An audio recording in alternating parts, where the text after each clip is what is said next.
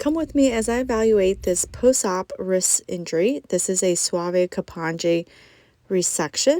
My name is Huang. I'm an occupational therapist and certified hand therapist. And I'm just going to share with you my evaluation process.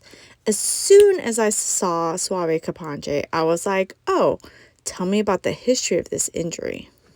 And I think this is something that's really important to do when you are first developing trust with someone that you're working with so that they know that you know what's going on. Withhold pain and all of that. So How much pain do you have right now? I mean, I thrive in like pain.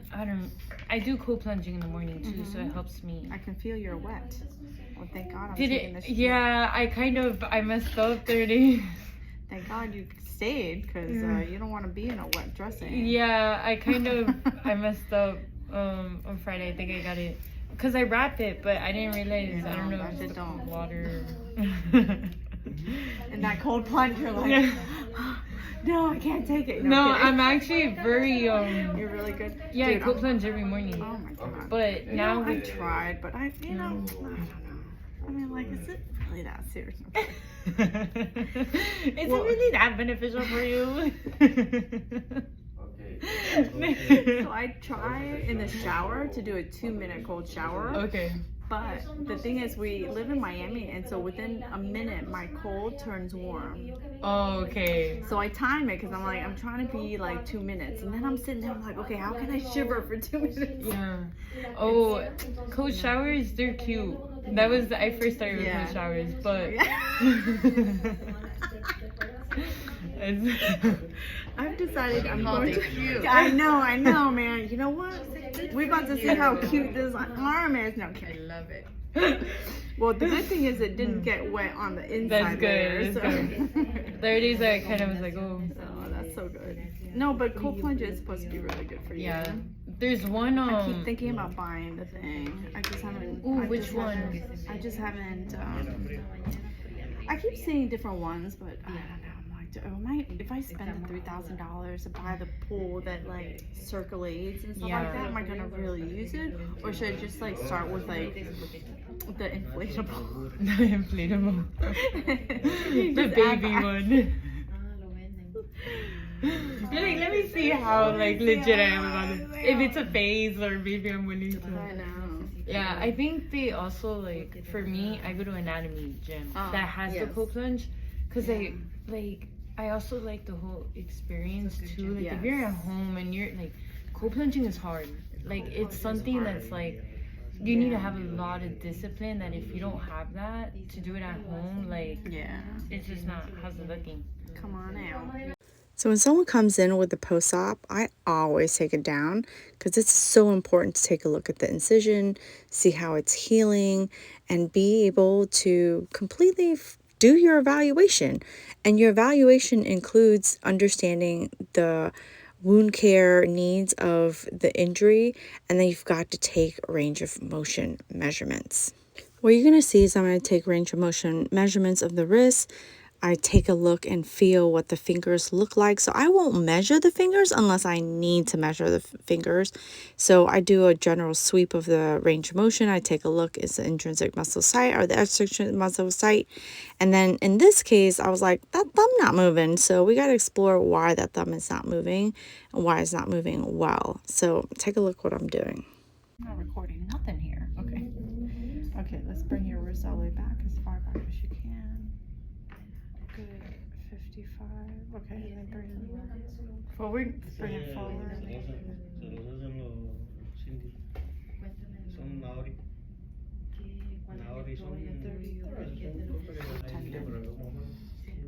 So I initially thought, because a lot of times the surgery is right here, will adhere that tendon that pulls it down. Bend the tip down, bend it down, see, and then up. So you're actually, you don't, it's not that the scar is holding this tendon that pulls it down. That tendon moves well. So you don't have thumb extension. So open your thumb. See that tendon that goes to this thumb right here? You don't have that. That's not connected. So that must have gotten torn in the accident. Bring your arm, yeah, see this tendon right here that brings it out it brings it out to the side. Yeah. So that's why your thumb is able to move. But the tendon that comes past here, that comes to this little guy right here, open, that tendon isn't working. Oh, okay. So that's that tendon. But they decide not to do anything about it. Yeah. Because you have enough right now. Yeah. Like it's enough for you. Yeah. Like I feel like it's not like it's not gonna get in the way of being able to.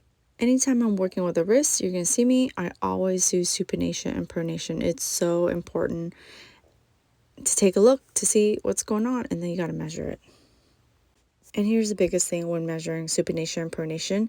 The arm needs to stay by the side, and you're looking for compensatory movements, and you want to stop them from happening so you can get a true measure of what that supination and pronation looks like.